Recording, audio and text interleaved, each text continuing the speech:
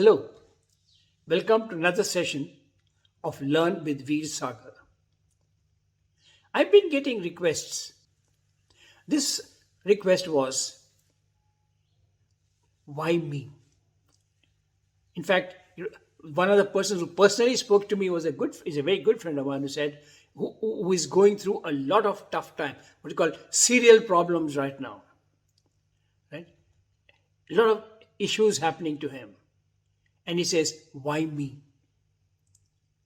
He feels he's been done in. We always feel that at work. When things go wrong, when the boss gets angry with you, even for things you haven't done, then you say, why me? Why are troubles only coming to me? What have I done to deserve this? And you start feeling sorry for yourself. Start feeling helpless and sorry. That is a disaster. Because that not only brings your morale down, it brings the morale of everybody around you down. But they see you as a whiner and a loser. So why me is not a good thing to think. If you have had a problem, if you have a series of problems, stop.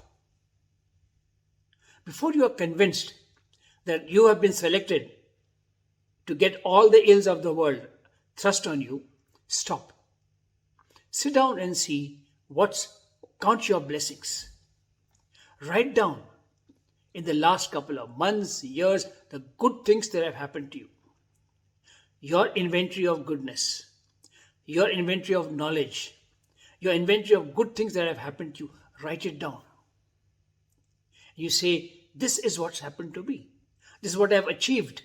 This is what I've gained. Right? So I've got things.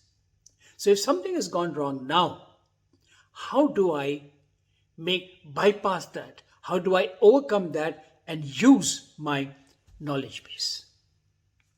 And in today's session, I'll only use one example because that's a very, very major example in my life. In my company, Electronic, when we set this up in 1997, we had a partner. And it's a partner in a loose term that we had a friend who was taking care of the marketing. He said, I will take care of the marketing and you take care of the production. So I'll get the customer and you take the delivery. Seems as a beautiful thing because the customer was in the US and he was in the US.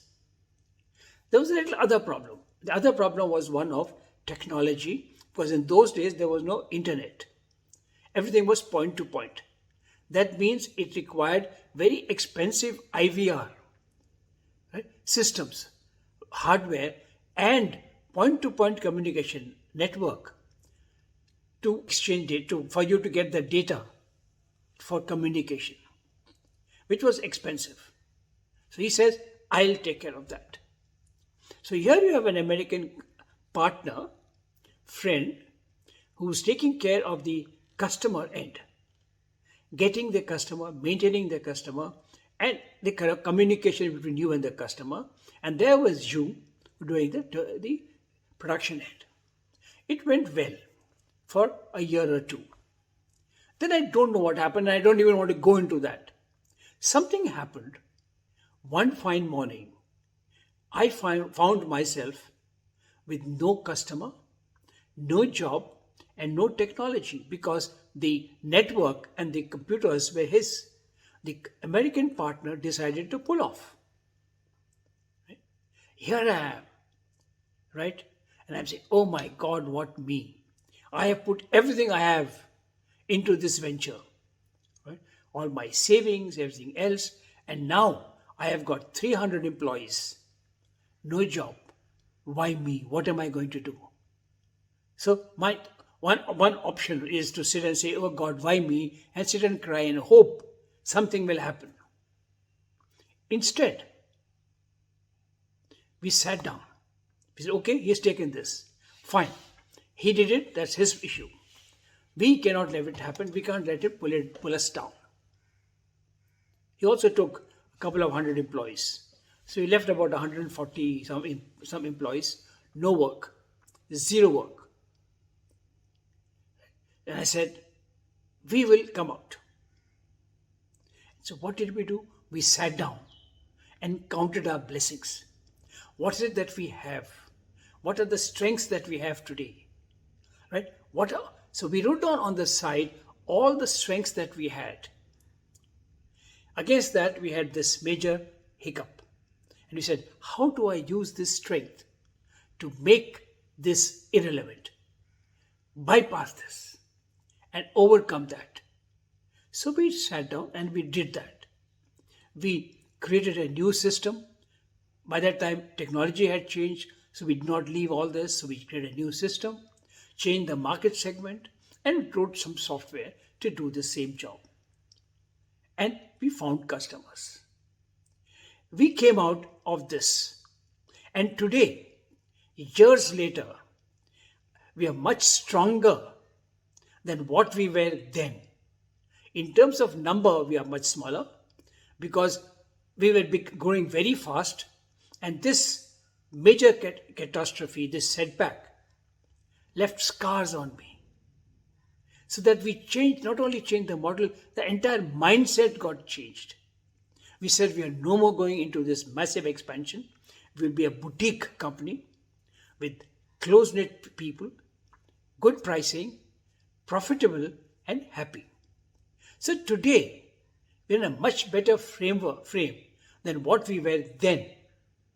Because all we said was, we are not going to take a think like, why me? So whenever you run into any issues, whenever you enter any problem, don't feel sorry for yourself. Look back, think, count your blessings and say, these are the things that are going for me. I'm going to use that and grow bigger.